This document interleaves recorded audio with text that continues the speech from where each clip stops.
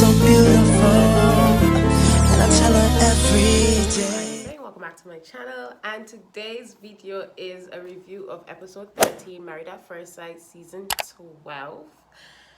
And we're just gonna get into it. So we're gonna start with Haley and Jacob. They didn't give me a lot this episode. This is the episode where Dr. Pepper rose like a phoenix from the ashes and actually showed out and came with the hard-hitting questions. And I'm just like, yes, Dr. Pepper, because these are the questions we've been asking all this time. These are the answers that we want. So, perfect. Pastor Cal asks, so Jacob meet up with Pastor Cal. And Jacob was dressed in a suit. And I was just like, Jacob, like, you have clothes. And then I was just like, he actually looks really good in his suit. Like, he almost looked like a whole different person. I was like, oh, low-key, I'm attracted to Jacob. Then I remember the green eggs and ham, and I was like, nope. But Pastor Cal asked Jacob, like, if you could ask Haley a question where you would want her to be, like, vulnerable with her answer and truthful. And his question is, what happened in Vegas? And I'm just like, Jake, baby, I know what happened in Vegas. The peen, for lack of a better word, was not the best. And that could be down to your health. Like, I feel like I always touch on his diet, but you cannot eat green eggs and ham, steak and eggs. You can't be eating green eggs and ham every day and now introducing dairy, like dairy meat, and not think that it's not gonna impact your performance. Like, you need to eat a well-balanced diet and stuff filled with chlorophyll. You know, you want vegetables, green leafy vegetables, to help with circulation and iron and overall health. You know, let's try and be as PG-13 as possible. But then Dr. Pepper also met with Haley, and Dr. Pepper really told Haley, like, listen, I'm not sure you've been trying hard enough. And, you know, she says all the good stuff about Jake. And I was just like, she said, if I call Jake now, he's gonna be here. He's this, he's that. And I was just like, so Haley, like, you need to try harder, because, like, he sounds like a catch. When she listed off all of his, like, good qualities, the things that she's seeing, I'm just like, Haley, he sounds like a catch. Like, why are you not putting in more effort? Because, sis, the men out here, sis. Okay, so I was like, okay, that's interesting. But you know what it is? Because she brought up the fact that in 10 years, he can't tell her what he's done with his life. And this goes back to what I said in my last review. And if you don't know what I said in my last review, it's in the icon here. But it goes back to what I said in my last review. And Haley's love language and Jake's love language, they don't match. And Haley is all about quality time and experiences. And this is why him not having a response to the last 10 years, she's looking at him like, sir, because they did a whole flashback. And when she asked him that, he was just like, and I'm just like, Jacob, say something, like, lie. say something, say, I went golf, I used to go bowling, like, even, you could mention the dates that you have without mentioning the girls. Like, say, I've done this, I've done that, but he ain't saying nothing. He ain't saying nothing, and you could see Haley's disinterest in him, and I genuinely think it's because she thinks that he's dull. She thinks that he's dull. And, you know, that's just sad. That's just sad. So Dr. Pepper points out that Jake has done all the compromising, which in fact he has. So she thinks she's done bad things, but he has. Like, he's changed his dressing. He's stopped with the jokes. Like, when they convened to discuss how their meetings went, like, Jake was basically saying that he doesn't know whether or not to flirt with her. Like, he doesn't know what to say. He feels like he's walking on eggshells, trying to figure out how to get to know his wife. And Dr. Pepper said what we said. They don't know each other. They don't know anything about each other. They get to talking 2 minutes in, they're fighting. And you can see in the previews for next week, that's what happened. She says something and walk away. I'm just like, listen, I'm so tired of them starting over. Every 2 hours, they start over and reset. And this is rubbish. I don't know why. Anyways, they want to try. He is interested in her. She says she's interested in him. I think she's more hesitant to watch the marriage fail and be seen as a failure than she is interested in making the marriage work with Jacob. But you know, that's left to be seen. Then we go to Bree and Vincent, and Bree the entire episode opens up with Bree asking Vincent to wake up, and he's like, he needs 3 more hours. And then we go into them discussing finances, and I have one thing to say. First of all, Brianna, you spend too much money on frivolous stuff. Like, you're wasting money. Like, you could be investing that cash, because I don't understand how you have 9.1K in expenses monthly, and I didn't see no rent or mortgage dropped into that number. I saw gas, electricity. First of all, where's she getting her cootie cat wax that she's paying so much money to wax down there? And I'm just like, I don't know if the price varies in the UK, because it's not that expensive. I don't think so. But yeah, she spends too much money, and Vincent is just there having a mini heart attack looking at all the money that his high maintenance wife is gonna be bleeding from their pockets. And I don't understand how she doesn't understand what's going on. And then she's just like, oh well, you know, I want to be courted, which I agree with, because at the end of the day, no matter how good we think they're being together, they are strangers. Like, he still has to court her. And even in marriage, you still have to court your wife and make her feel like desired and have experiences together so that the marriage does not go down. But yeah, I was just like, girl, you spending too much money. Too much money. But anyways, Pastor Cam meets with what my G's name is, Champagne Vinny. And he's talking about all the good things about Bree, but he said the problem that they have is communication, and that Bree is more assertive and straightforward, whereas, and did he say aggressive? He does not say aggressive. He said aggressive, I remember, but he did not. I don't think he did. But he said communication with Bree is hard, and he called her narrow-minded. And I was just like, is she narrow-minded? But I don't know. I think she's stubborn, so it might appear that she's narrow-minded. But I don't think she's narrow-minded. I think she's stubborn, and she feels like she should be getting her way. But, man. And then he's touched on the up at dawn type thing, that she wants him to wake up early. And I'm just like, we learned in this episode that his business made a year in this April. So that's 12 months, right? A business is like a new business is like a newborn baby. Like, they be needing more attention to get past the 2-year mark than anything else, right? Because most small businesses, well, a high percentage of small businesses fail within the first 2 years. I don't understand how he had time to sleep. Like, why is he not managing his time better? Now I understand, Bree, this man is not your child. This is a whole adult. However, the fact that he's actually complaining about how waking him up because he needs 3 more hours of sleep, like, plan your time better, because you now have a whole wife to maintain. You cannot be sleeping when money out there to be made. They're like, sir, but you know, at the same time, I'm with him in terms of, like, she can't be out there dictating when he closes his eyes and when he opens them. Like, I don't get it. Like, she wants him to wake up with her. Like, he doesn't need to wake up with you. He just needs to wake up and go out and make this money. So,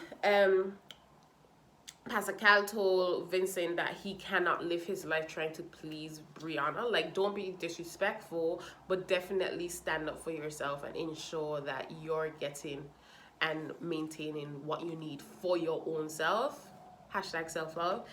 Anywho, Vincent then tells Pastor Cal that he wants 4 kids. Now, let me tell you something about these men with the numbers of kids that they want. It irritates me. And the reason why it irritates me is the fact that men can't carry kids. How are you out here putting numbers on your wife's womb? You want 4 kids? Can you carry a child?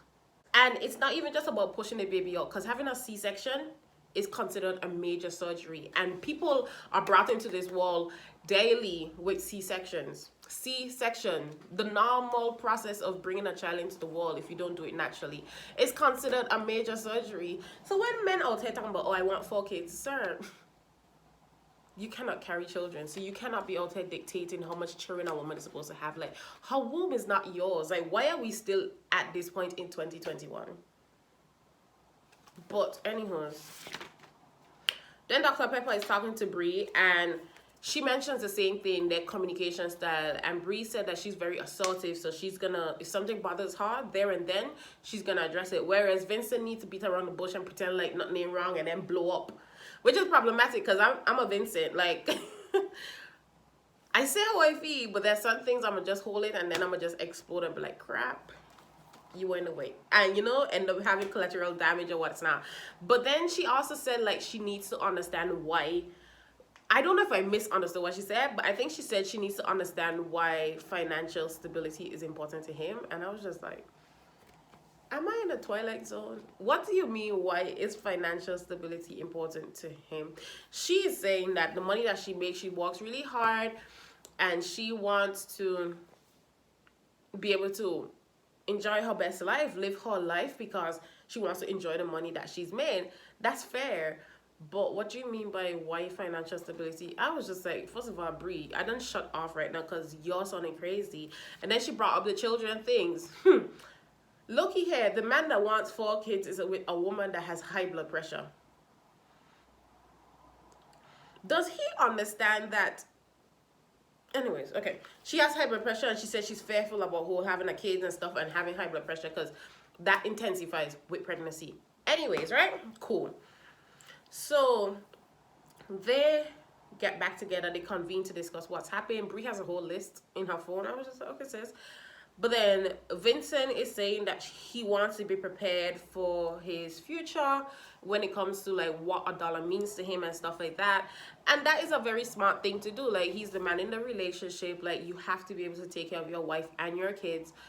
Might sound very traditional and antiquated, but it works not better that way, but it definitely eases a lot of pressure on a woman when she has a man that can definitely sustain her and children that they bring into the relationship.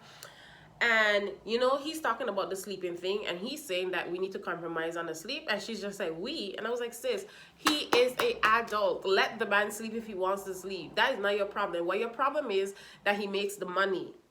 Your problem is not how long he sleeps, but how much money he brings into the household. That is your problem. So don't be focusing on the man's sleep. Focus on his income. That's what you need to focus on. So anywho, then she brings up the pregnancy thing and having kids. And listen, Vincent was not here for it. His face, and I was just like, she has high blood pressure. Like, I am not sure how it works, but if you have high blood pressure prior to pregnancy, the way you have to maintain your blood pressure in pregnancy with somebody that has pre-existing, like, I think like having high blood pressure in pregnancy can send you into stroke, pre-eclampsia, so early birth, delivery, stroke, all of these things. And he doesn't even understand. But also, I feel like she is not explaining it to him properly, because as a man, I don't think men go around thinking about these stuff. But she's not having, which is empty-headed, because they want women give you babies, like, but she needs to explain to him in a way in which he's gonna get it and understand, because I don't think he understands that she could go through with the pregnancy and God forbid, like, he could end up a single father.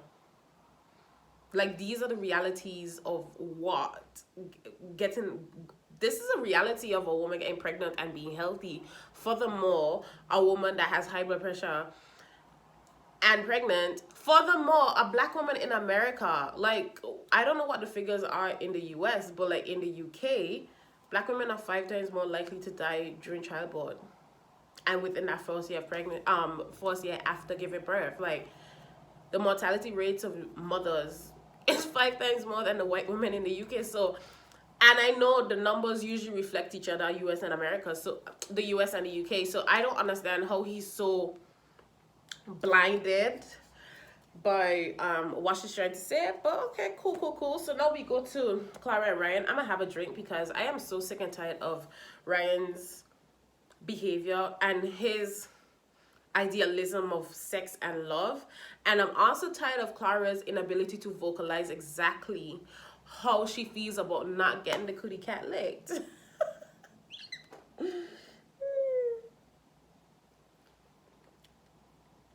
is good. This is good. So, Dr. Pepper asked Ryan, how's the marriage going? And Ryan was like, it's great. It's great. Oh my gosh, they're so annoying. They are like the most annoying couple with in a most unannoying way on the show. Like this whole 10 out of 10 relationship crap is annoying because everybody can see the problems. We can all see what the problems are, and you guys have a lot of problems.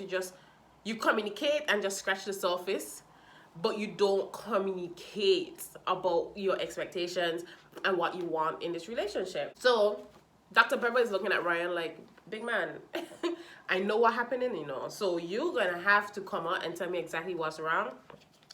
So Dr. Pepper was like, okay, we ain't beating around the bush. Ryan, what's up with the religion and spirituality? And he's like, oh, well, he knows where her foundation is and stuff like that. And I was just like, that's where her foundation is, but she's told you she would prefer her kids to choose. She said, like, she's not really here for them being raised in church. These were her words, not hers. So I'm just like, Ryan, I don't know where you were. But I need you to come back.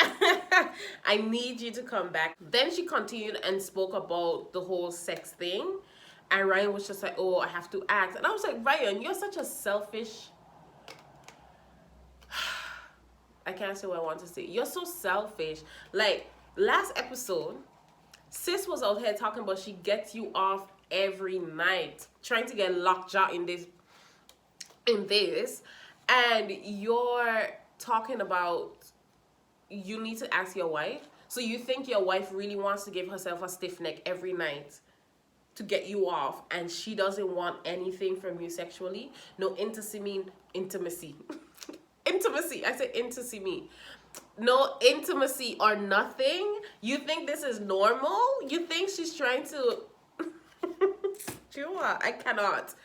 It's such a selfish thing to do. And he keeps talking about, oh, how it needs to mean something. So she giving you a head every night don't mean nothing.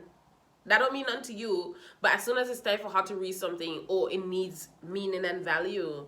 He's full of shit. I can't stand it. So Clara meets with Pastor Cal. And Pastor Cal asks her, what's up? She was like, oh, you guys did a very good job. This is a 10 out of 10 marriage. And Pastor Cal is like, 10 out of 10? 10 out of 10. So she said, like, well, the love issue is a problem for me, and the whole sex issue thing is a problem for me. And Pastor Cal was just like, if it continues like this in terms of sex, like, are you gonna be happy? She's like, no. And I'm just like, this is why you need to speak up. Use your mouth and speak up instead of using your mouth to do other things.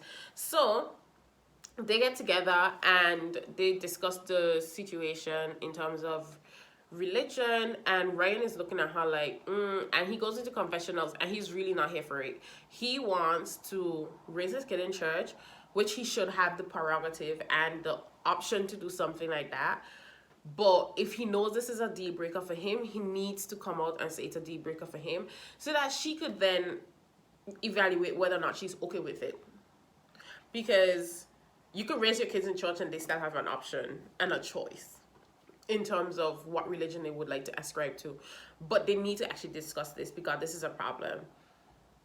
I feel like there's certain issues in life where these are definite deal breakers in relationships. You can't beat around the bush.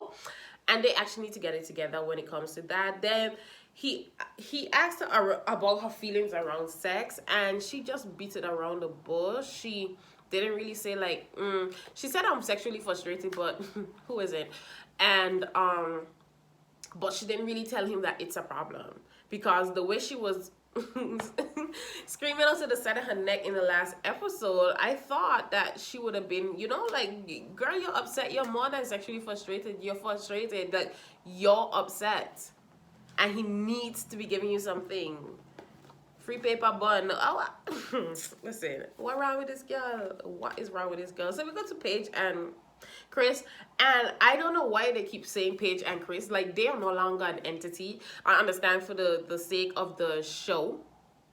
We're gonna mention them together, but they're not. I think we should stop calling Basuda's name with Paige. But so Dr. Pepper, Paige comes in looking beautiful in a red jumpsuit, body on fleek. Sis just look good. So Dr. Pepper starts out by apologizing. And I like that because Pastor Cal was just like, the first time they met, Pastor Cal was just like, oh, you have a really good woman, blah, blah, blah, blah. But Dr. Pepper was not here for the shenanigans. Dr. Pepper was like, I'm sorry. I'm sorry that this is what's happened to you. And she called him a narcissist. And I was like, yes, for the experts and the professionals outside diagnosing my man, because that is like textbook narcissistic behavior. And she said it twice, and I giggled at the second time. She was just like, let us not be fooled. But he is a narcissist. And I was like, yes, he is. So anywho, Paige is just looking for closure. And I'm like, sis, you know what? I feel like I have my older brother. One time we were talking about something. I don't know if we were talking about a situation with me or just a general situation. And he was just like, women should stop looking for closure, because when a man does what he does, that is the closure. He's already told you everything that you should know about your union, the relationship, or whatever. Like, don't go around chasing closure and hurting yourself in the process. Just move on. So Dr. Pepper says Chris doesn't think about anyone but himself. And then she brought up the idea, why did he want you to meet his baby moms? And Paige was just like, yeah, I don't know. I didn't see why. And Dr. Pepper was just like, because he wanted to hurt you. Dr. Pepper was not here for the games. Dr. Pepper was like drilling home so many of the thoughts that we have. And she was basically like, listen, he wanted to hurt you. Like, let it be known. She's like, you deserve more than this. You're a superior human being, because sis, you are superior. Because I would have left him high and dry on day 4 when he said that he thinks he still loves her. So what are you doing? Goodbye. You are the weakest thing. Goodbye. Like, she stuck around for so long, because like I think we're like 18 days before decision day. She stuck around for so long trying, and I'm just like, you are superior. You are the superior being. Because I would have left him. I would have showed up with my boyfriend when I was meeting the fiance. I was like, oh, I just met him at the bar yesterday. Do you want to meet? Pascal is meeting with Chris. Chris is late. Pascal was supposed to meet with Chris at 7. Chris comes in, waltzing in with his tight pants, his big forehead rasp with his portobello mushroom nose, talking about he's late. 45 minutes later is not late. So, will you come in? And you could tell that he didn't even let them know that he would be late, because Pascal was like, okay, I'll be wrapping up. And then he's by the door coming in talking about sorry. Are you sorry though? You look sorry, but are you sorry? So anywho, Pascal is just like, listen, you've done this girl dirty. Are you ever gonna apologize? I'm gonna just shorten it. And he's like, no, I don't feel like I did anything wrong. Cool. Then he's just like, Paige is everything good on like textbook. Like on paper, she's awesome. But in features... he don't like her. And I was like, So then Pascal was just like, dude, what are you talking about? He said there's so many black queens, Latina queens, white queens, and for some reason you guys found Paige. And then he was just like, he's not picky. And I was like, you have everything you want, and you are saying something about her features you don't find attractive? Paige is a beautiful girl. Like, what do you not find attractive, right? Okay, cool. Then he said, like, if he was at church or at a bar, like, he would never approach her. It's just her features, like, her looks, her face. And I was like, hashtag colorism, but okay, cool. Then he said, Pascal said to him, like, listen, you bought your ex a car, a Mercedes. And then he was just like, I told Paige she should come. And the Pascal was like, why would she come? Like, why would she come with you to buy your ex a car? And then he's talking about, oh, how he's thinking about buying a house as well, because he's always said that his children will be coming into riches. I don't know, something. But he said he dealt with this at the best of his ability. And I was just like, okay, cool. But anyways, at the last scene that Paige is in, you can see her packing her stuff, moving out of that neutral home. And I was like, yes, sis, like 4 episodes ago, I was telling you to go home. Go home, lock yourself in your house, play with Bentley, and join a dating app. ChristianMingles.com, Match.com. What other dating sites are out there that are decent?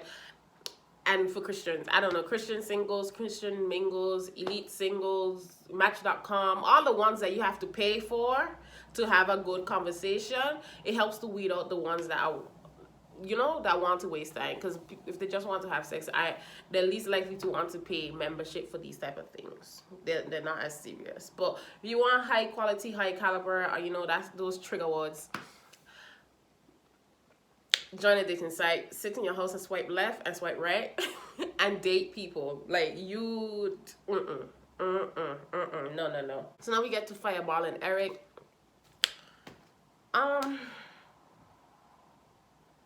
Fireball's sister came to visit them, and this is a sister I think is lesbian, and she came with her kids, the 2 little boys. They're so cute.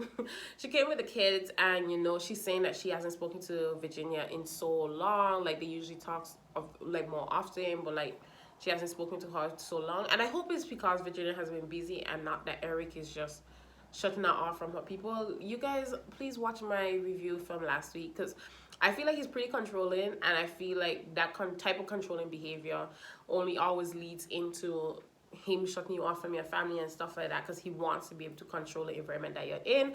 So we hope it's not that. So she's talking with her sister. Eric takes out Rocky, and he's like, no. I'm just like, Eric, rest up off for Rocky before Rocky bites you. I would have trained Rocky to bite him. So he's taking Rocky out for a walk, and she sent the boys with them, and the sister was just like, can I trust him with my kids? And I was just like, we don't know. We actually don't know. But Virginia was just like, you know, he loves children, he wants children of his own, so I'm sure he's gonna be fine. And they kind of, Virginia dropped a bomb, and she was just like, you know, he has the same political and social views as Dad. And I was just like, political, you know, it's fine, you know, he's pretty much MAGA. But I was like, social views, so how does he feel about black people? Now it makes me just wonder, the way he was acting with Basura, not that Basura didn't deserve it, but the way he was acting with Basura, I'm just like, sitting in my think chair and think. And I'm just like, I'm seeing. But then, you know, they have that discussion about, you know, just being with him and stuff like that. And the sister was just like, I don't want her to enter this with rose-colored glasses, blah, blah, blah, blah, blah. So Pastor Cal meets with Fireball, and, you know, she's talking about her fear of being pregnant and being a bad mom, and that she and Eric has very similar mannerisms, but when Eric is against something, like, he gives like very strict and definite ultimatums, and that makes her feel uncomfortable. And Pastor Cal kind of explored the idea of her being a bad mom, but what I did not like what Pastor Cal did was, he was like, oh, well, why would you be fearful of getting pregnant or being pregnant? And she was like, you can do it. I'm just like, here we go with men again talking about what they don't know. And I'm just like, the fear of being pregnant is everything. I don't understand if men think listen, that is like I could understand the fear of being pregnant. I don't fear being pregnant. I think I fear delivering, and as a result, it just transcends into being pregnant. But it's just like, it's a real fear. Like, us women, we think about stuff like that. And then if I was getting pregnant for Eric, we don't know, because he's very much can you imagine her pregnant with his baby, talking about she can't go nowhere? So Dr. Pepper meets Eric, and Eric is having flashbacks about talking about Rocky, because, you know, that's the issue that he brought up. And Dr. Pepper was just like, big man, if Virginia had a child from a different relationship, what would be happening? He's like, do you have to actually be Rocky's dad? Like, think about it. If she had a child before this relationship, like, you can't just come in ruling with an iron fist talking about, I'm your dad now, I'm a big kid now. No, like, you can't do that. Like, you have to approach it like that. And he was like, oh, I never thought about it like that. So he said he's gonna suave on that agenda. But then they speak about all the arguments that they have and the fact that these arguments usually stem when they are drinking. And he wants to, he said she drinks more than him, and I can agree with that. But I think when he starts drinking or he can't handle his drink, he just be, I think he's like, not like an angry drunk, but like a very forceful drunk type of guy. Because when they've been drunk, the arguments have stemmed from his direction. Maybe because sis knows to handle her drink by now, but who knows. But they go back home, and Dr. Pepper basically said that you guys should have these discussions outside of alcohol. So they convene and discuss what happens, and Virginia's like, yeah, I don't want to talk about that because these arguments would have happened with or without a drink. And I'm just like, Virginia, just ugh. But then he also discussed the fact that she doesn't make time for them. He didn't really say like that, but that's what he meant. And this girl was just like, he has to plan to be with her on the weekends. He asked for 1 weekend out of the month, and she was just like, yeah, like you have to plan in advance. And I was like, Virginia, your husband does not plan. Your husband does not plan to spend time with you. Like, what do you mean? Oh, she's not canceling any time with him or with her friends to be with him. I was just like, your husband does not plan to be with you. He just bees with you. Like, oh. But, this is the end of my review.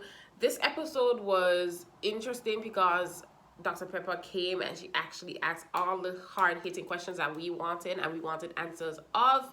She confirmed that Christopher is a narcissist, which we all knew. We were just waiting for the professionals to delineate that this is what's happening. And she apologized to Paige, and I feel vindicated because it almost feels as if, was Paige going crazy? What was happening? Because everyone was talking about they should walk it out. I'm just walk out. But anywho's, this brings me to the end of my review. Love, life, and light. I just made that up. But see you guys in my next review. Remember to like, comment, share, and subscribe for more videos like this. Bye. Thank you guys so much for watching. And if you're rocking with my content and rocking with this look, remember to like, comment, share, and subscribe for more videos like this. If you love to see me create any makeup look and speak about any topic, just leave your suggestions in the comment section down below, and I'll be definitely picking those up. And remember, stay beautiful inside and out.